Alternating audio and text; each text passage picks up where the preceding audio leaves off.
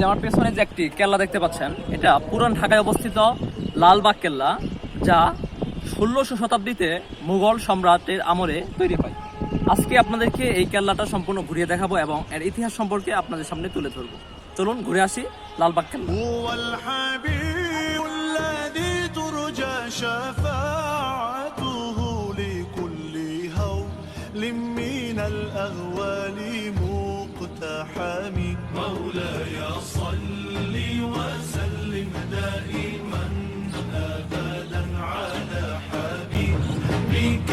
এই যে জায়গাটি দেখতে পাচ্ছেন, এখানে একটি পানির ফোয়ারা, এবং এই কেল্লাটির ঠিক পেছনেই আপনাদেরকে একটু দেখাচ্ছি।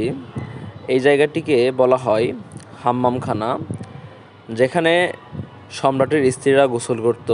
এবং এই কেল্লাটি হচ্ছে এই লালবাগের দ্বিতীয় বৃহত্তম কেল্লা। এটি 9টি কক্ষ বিশিষ্ট কেল্লা।